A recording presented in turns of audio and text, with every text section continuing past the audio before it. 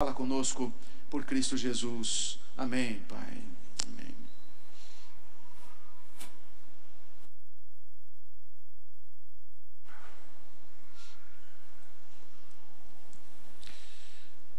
Abra sua Bíblia, por gentileza. Evangelho de Marcos, capítulo 8.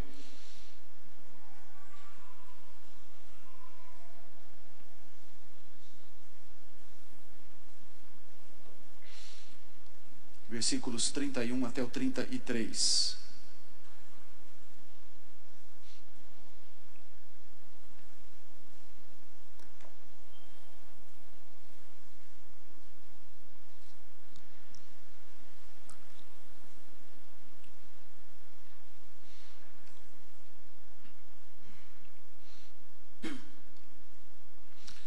Então começou ele a ensinar-lhes que era necessário que o Filho do Homem sofresse muitas coisas, fosse rejeitado pelos anciãos, pelos principais sacerdotes e pelos escribas, fosse morto e que depois de 3 dias ressuscitasse.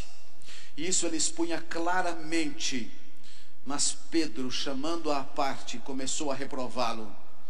Jesus, porém, voltou-se e, fitando os seus discípulos, repreendeu a Pedro e disse: arreda, Satanás, porque não cogitas das coisas de Deus, e sim das dos homens. Queridos irmãos e irmãs, nós encontramos nos versículos anteriores a esse texto que nós acabamos de ler, versículos 27 a 30, Jesus conversando com seus discípulos e perguntando a eles acerca da sua identidade, o que as pessoas pensavam acerca dele. E depois Jesus se dirige aos discípulos e pergunta diretamente a eles: quem que vocês dizem que eu sou? A resposta à primeira pergunta, disseram a Jesus: olha, as pessoas dizem que tu és um homem comum, embora até extraordinário, que o Senhor faz coisas extraordinárias, mas o Senhor é um homem comum, como qualquer um dos outros profetas. A segunda pergunta, Jesus ouve de Pedro a resposta dizendo: tu és o Cristo. Tu és o Cristo. E concluir que Jesus é o Cristo implica em reconhecer os ofícios de Cristo. Quais são eles?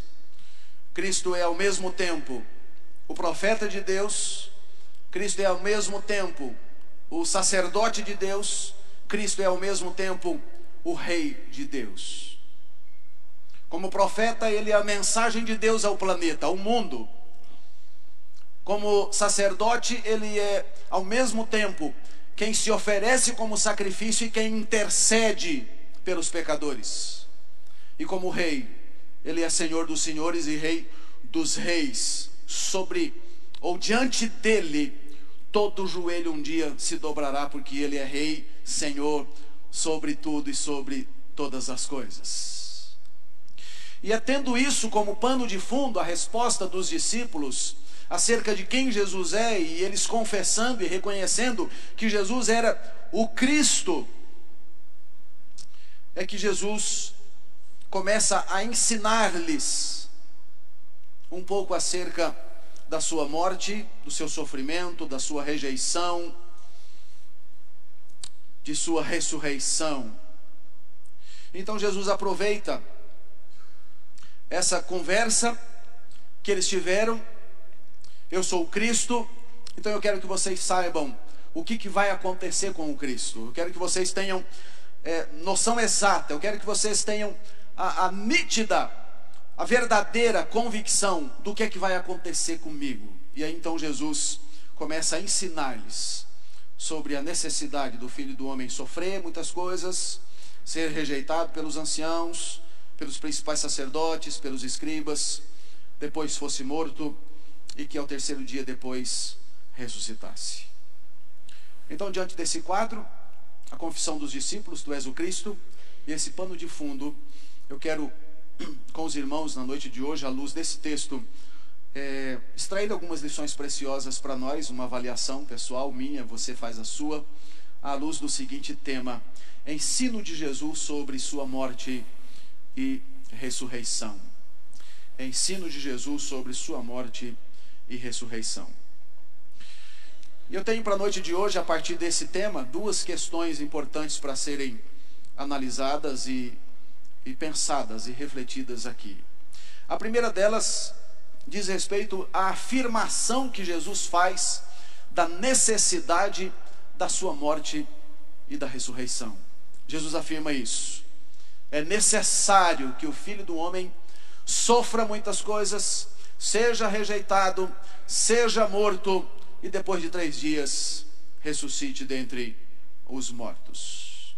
Então aqui está o ensino claro de Jesus acerca de seu sofrimento e sua morte e sua ressurreição. Mas notem, queridos, que Jesus começa esse ensino dizendo que era necessário. E aí então a gente pergunta, qual é a necessidade? Qual a real necessidade? Jesus está dizendo, é necessário. Qual é a real necessidade? A força do verbo traduzido aqui, por era necessário, indica algo inevitável. Indica que é algo que precisa acontecer de forma irrevogável. Indica o caminho que ele está percorrendo e que ele não pode voltar atrás. Ele tem que seguir em frente para atingir o objetivo. É essa a ideia.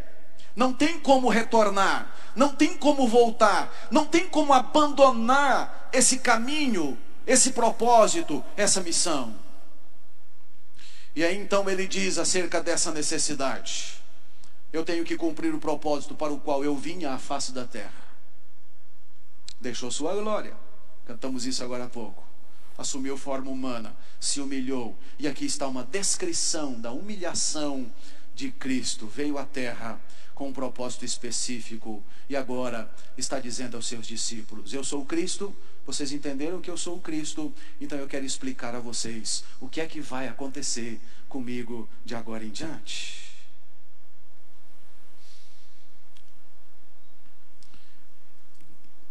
Irmãos, eu fico pensando e refletindo acerca disso, e o texto não diz acerca de qual era a real necessidade. Ele disse, olha, é necessário que isso aconteça, mas não há uma explicação nesse texto acerca do porquê.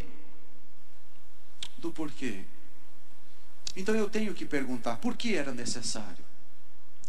E aí a gente pode identificar alguns textos que mostram e apontam o caminho que nos convence da necessidade real, verdadeira de Cristo passar por todo esse processo.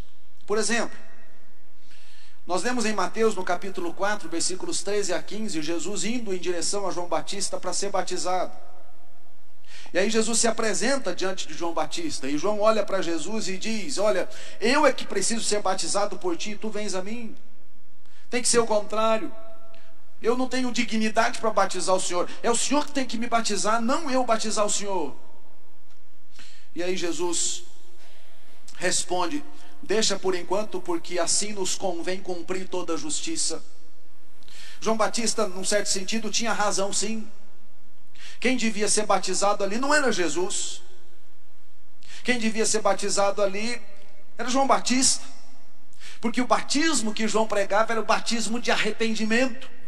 Jesus se apresentando para ser batizado, devia confessar os seus pecados. E Jesus não tinha pecado para confessar. Ele se apresenta para ser batizado, mas não tem pecado para confessar. Então não tem sentido, João está correto. Não tem como eu batizar o Senhor. E aí Jesus diz, mas João, vamos cumprir o que está programado para ser cumprido, então eu preciso ser batizado por ti. Em tese, o que está acontecendo aqui é Jesus assumindo a sua condição de pecador, embora não o sendo. E aí nós entendemos o que o apóstolo Paulo quis dizer quando disse que Cristo se tornou pecado em nosso lugar. Ele assume ser pecador, embora não o sendo, porque posteriormente na cruz ele vai receber sobre si todos os nossos pecados. Então Jesus levanta a mão e disse: eu preciso ser batizado, porque eu, entre aspas, vou carregar pecados. Eu vou ter sobre mim não os meus pecados, mas os pecados daqueles todos por quem eu um dia haverei de morrer. Então, João, vamos cumprir com a justiça. Precisa cumprir. Mas eu leio também em Isaías, no capítulo 53, e ali nós temos alguns versículos, são muitos versículos, o capítulo inteiro, mas eu vou destacar alguns que mostram para nós, queridos, a necessidade, sim, de Jesus passar por todo esse processo. E aí são os profetas que dizem isso. Isaías viveu há 750 anos antes de Jesus nascer. E aí nós lemos acerca de Cristo. Ele não tinha aparência, ele não tinha formosura. Nós olhamos-lo, mas nenhuma beleza havia que nos agradasse. Ele era desprezado, ele era rejeitado entre os homens, homem de dores, que sabe o que é padecer. E como um de quem os homens escondem o rosto, ele era desprezado, e dele não fizemos caso. Certamente ele tomou sobre si as nossas enfermidades, as nossas dores levou sobre si, e nós o reputávamos por aflito, ferido de Deus e oprimido. Ele foi traspassado pelas nossas transgressões, ele foi moído pelas nossas iniquidades, e o castigo que nos traz a paz estava sobre ele, e pelas suas pisaduras nós fomos sarados. O Senhor fez cair sobre ele a iniquidade de nós todos. Ele foi oprimido, ele foi humilhado, como cordeiro foi levado ao matadouro. Designaram-lhe a sepultura com os perversos. Ao Senhor agradou moê-lo, fazendo-o enfermar, quando der ele a sua alma como oferta pelo pecado. Ele verá o fruto do penoso trabalho de sua alma e ficará satisfeito. Mas o meu servo, o justo, com seu conhecimento, justificará a muitos, porque as iniquidades deles levará sobre si.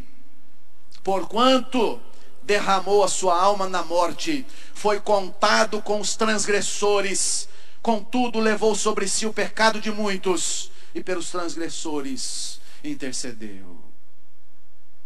O profeta Isaías levanta sua voz e diz assim: olhem para frente e vejam o que vai acontecer com o Messias. Olha o sofrimento dele, olha a rejeição dele, olha a opressão dele, olha a morte dele, como morte vicária, expiatória, substitutiva, em favor e em lugar do pecador. Então Jesus precisava cumprir sua missão. Jesus precisava cumprir o propósito para o qual ele veio. E ele então diz claramente aos seus discípulos: eu sou o Cristo, eu quero dizer para vocês o que é que vai acontecer comigo.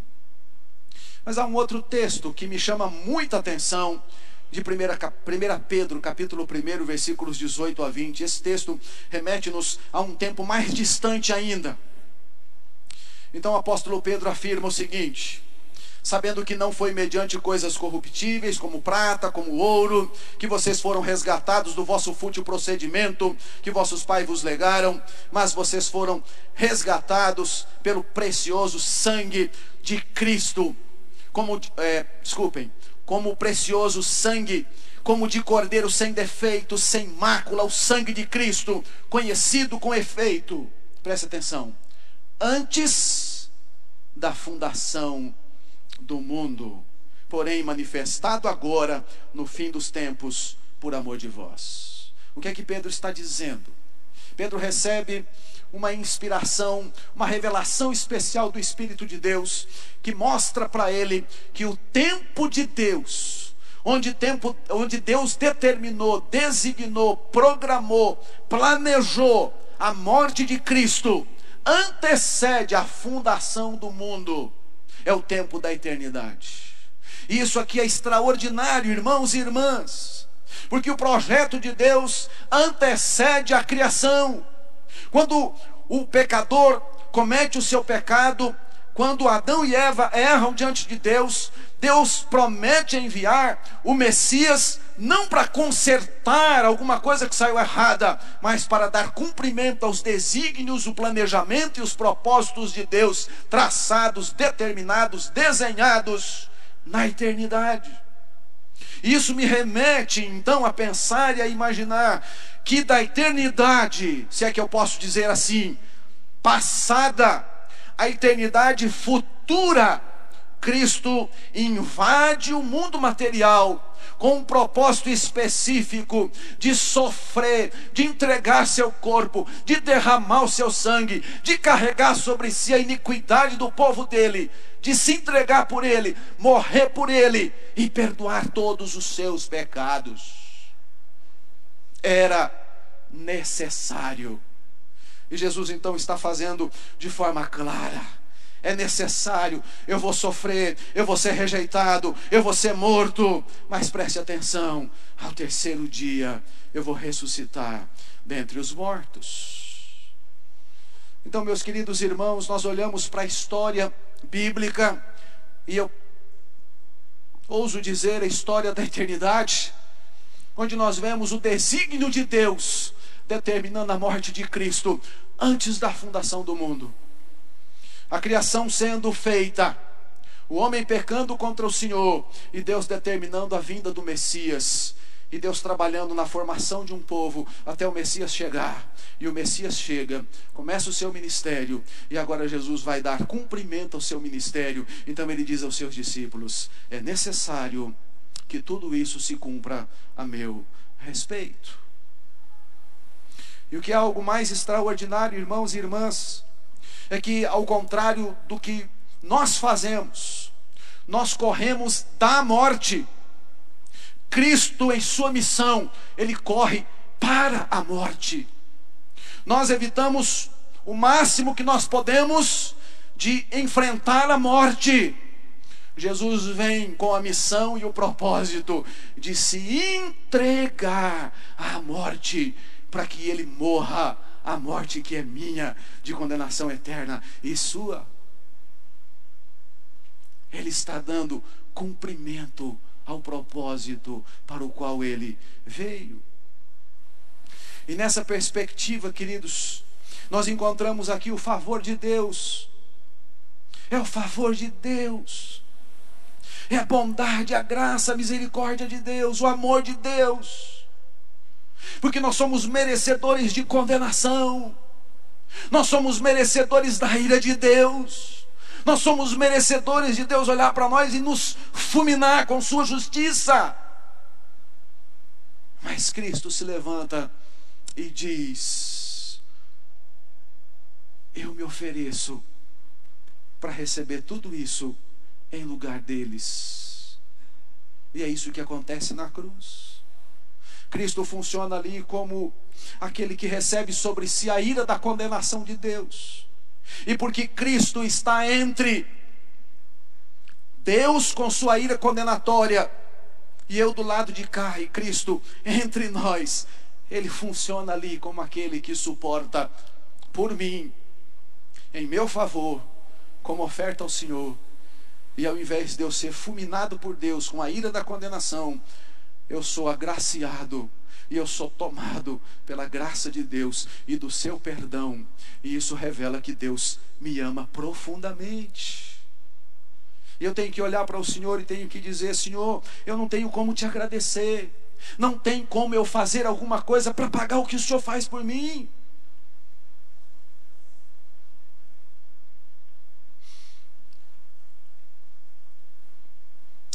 E eu fico tentando imaginar todos aqueles acontecimentos de Jesus, ele tentando ensinar, e o texto diz que ele fazia isso de forma clara.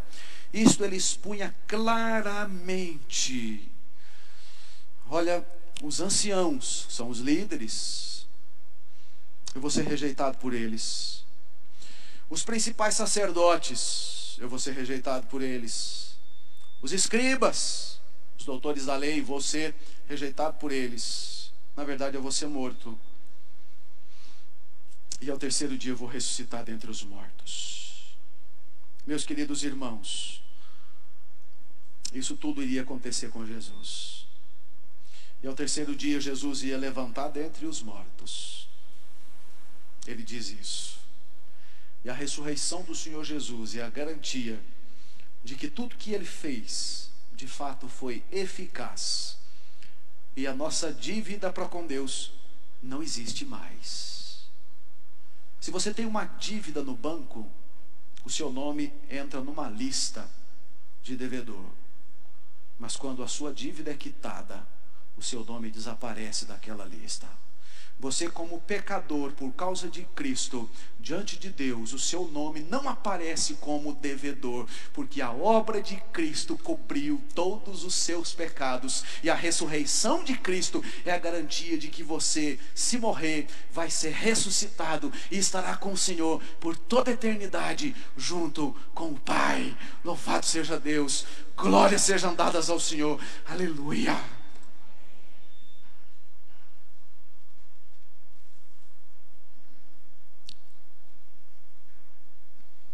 Então Jesus está fazendo a afirmação da necessidade da sua morte e da sua ressurreição. Mas o segundo aspecto a ser pensado aqui, refletido, irmãos, diz respeito à negação da necessidade da morte e ressurreição de Jesus. Exatamente o contrário. A negação. Se Jesus está afirmando a necessidade, então vem Pedro e chama Jesus à parte e começa a reprovar Jesus. Agora então aparece aqui uma negação da necessidade da morte e ressurreição de Jesus. Bem, o versículo 32 diz para nós que Jesus expunha isso de forma absolutamente clara. Não tinha como não entender o que Jesus estava dizendo. Mas Pedro se apresenta e começa a reprovar Jesus. Você já parou para pensar o que é que Pedro está fazendo? Será que é isso mesmo? Será que não é um problema de tradução? Imagine a cena. Na mente de Cristo, Ele está dizendo para os discípulos: é necessário. Isso vem da eternidade. Isso passa através de todos os profetas. Eu sou o cumprimento. Então o meu caminho é esse. O meu objetivo é a cruz. Cruz e ressurreição. Vejam, eternidade, história, pré-anúncio e cumprimento. Pedro chama Jesus à parte. Quando alguém chama um outro alguém à parte, é para quê?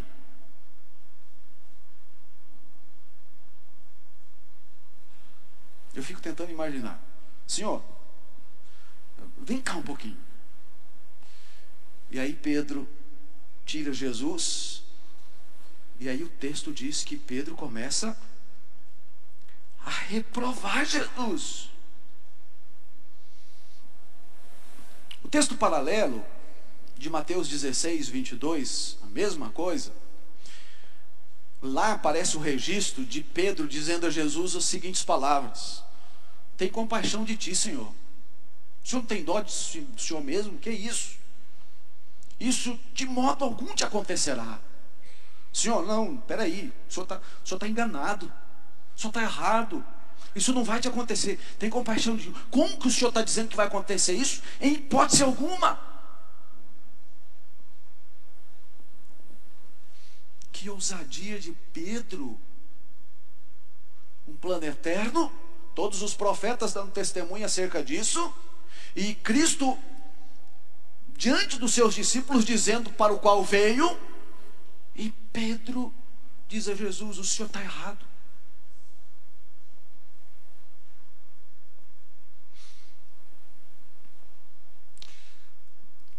Por que Pedro fez isso? Porque embora tenha declarado que Jesus era o Cristo, Pedro não entendeu qual era a obra de Cristo. O que é que significa?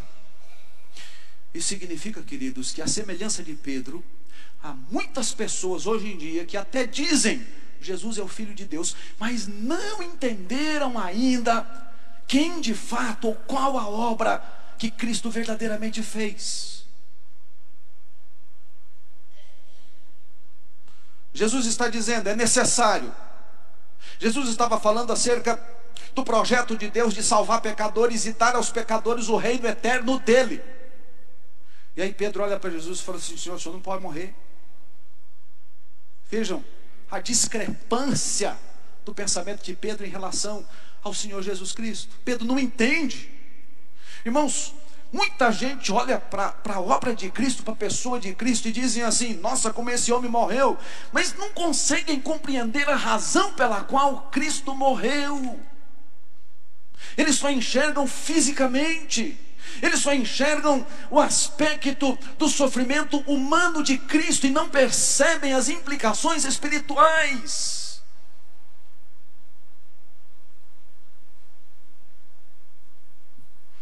Pedro se coloca numa postura de um acusador contra Cristo. É isso que significa o nome Satanás, acusador. Não, o senhor está errado, o senhor está enganado, o senhor está dizendo isso, mas o senhor está enganado, o senhor está errado. Não é isso que vai acontecer, não pode acontecer isso. Então Jesus está dizendo: eu vou para lá. E Pedro está dizendo: não, o senhor vai para cá, o senhor está errado, o senhor está indo na rota errada.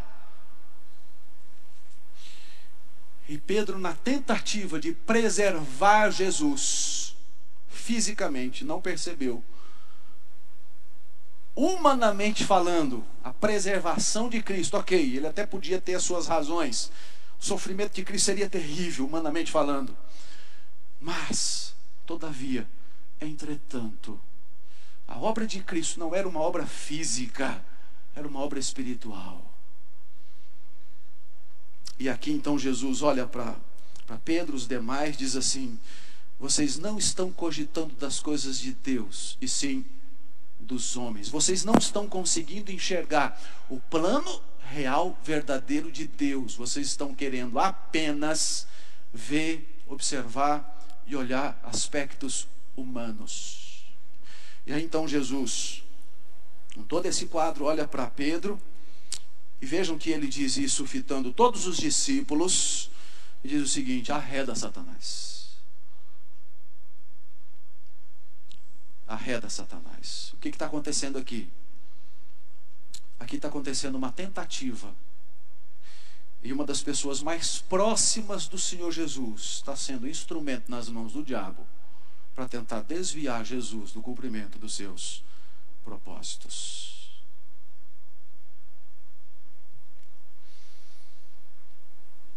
É claro,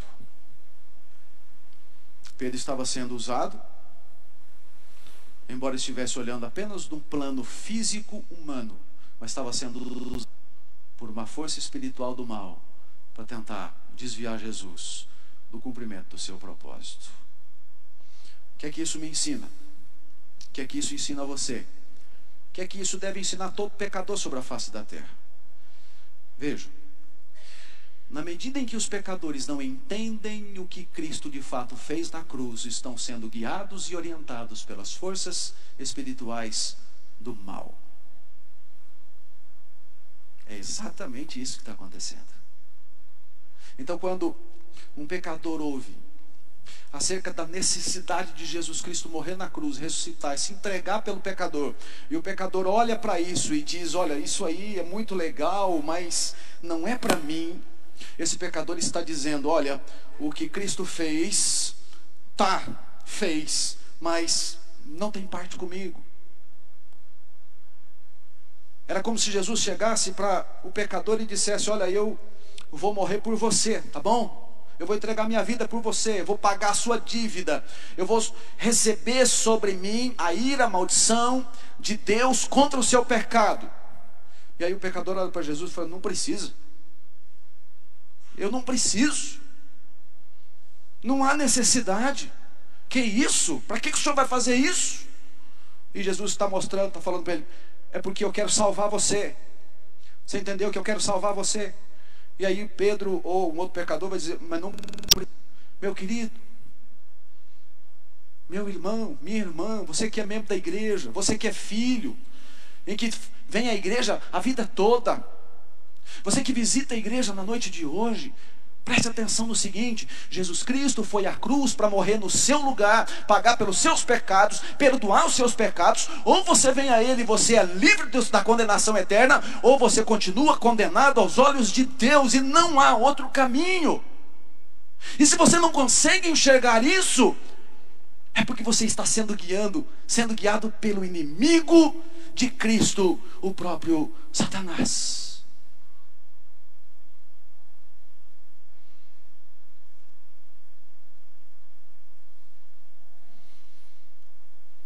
A negação da necessidade.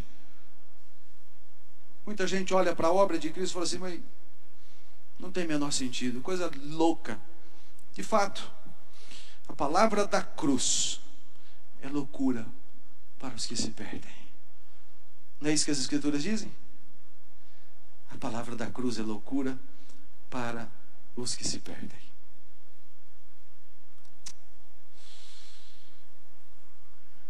Então Jesus retoma a palavra e diz: Pedro, e ele olha para todos os discípulos, presta atenção o que Pedro está dizendo.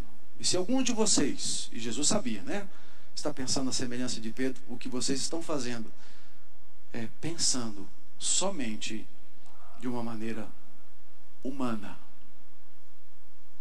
Isso não é de Deus. Isso não é de Deus.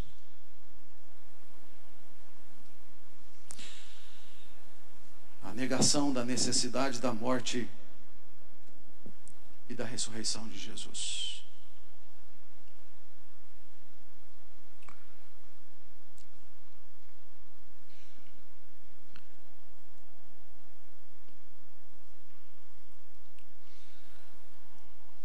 Os dois aspectos, então, que eu queria destacar na noite de hoje à luz desse tema, ensino de Jesus sobre sua morte e ressurreição.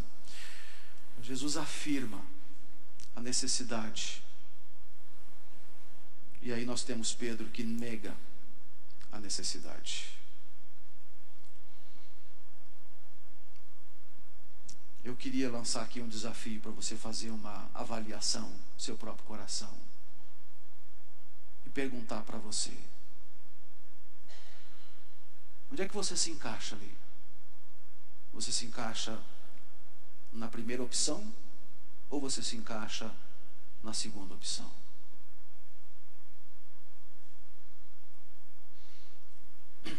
Evidentemente, eu acredito que você sabe da implicação de você se encaixar na primeira ou se encaixar na segunda. Se você se encaixa na primeira e você entende, você diz assim: de fato, a necessidade de Cristo tem a ver comigo. Cristo fez isso por mim. Cristo se entregou por mim. Cristo morreu por mim. Os meus pecados todos foram perdoados por Deus, os passados, os presentes, os futuros. Cristo fez esta obra por mim. Eu posso chamar Deus de Pai. Eu tenho herança eterna guardada pelo Senhor. Eu vou ser glorificado. Eu vou estar junto com todos os santos. Eu vou cantar glórias e glórias eternamente aos pés do meu Senhor, meu Salvador. Eu vou vê-lo. Eu vou experimentar sua glória. Eu vou ter a presença dele eternamente comigo. Mas se você se encaixa na segunda, você está dizendo assim: eu não preciso disso. Eu não preciso disso.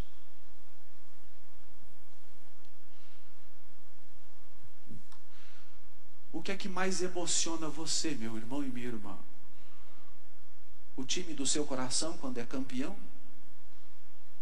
Ou o fato de saber que você é condenado e o Filho de Deus se apresenta para morrer no seu lugar e depois ele levanta do túmulo vivo e diz: eu sou a ressurreição e a vida. Todo aquele que crê em mim, ainda que morra, viverá e estará comigo por toda a eternidade. O que é que pode emocionar-nos mais do que aquele que é Senhor sobre os céus e a terra, que se humilha para que nós tenhamos vida e vida eterna com Ele.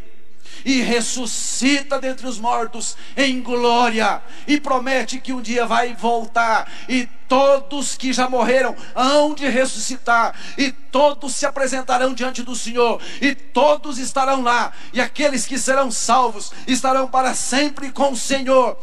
Ó Deus, louvado, exaltado, glorificado seja o teu nome por isso. Então você quer viver intensamente para Jesus Cristo?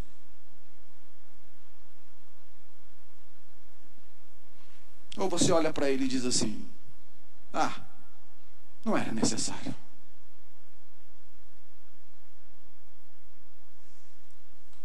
Onde é que você se encaixa?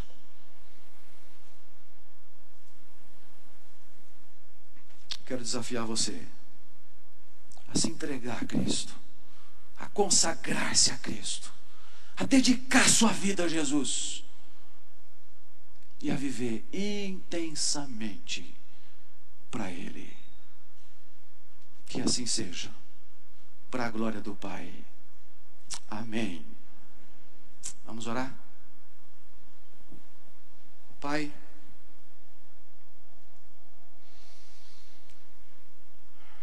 obrigado pela palavra santa e bendita do Senhor.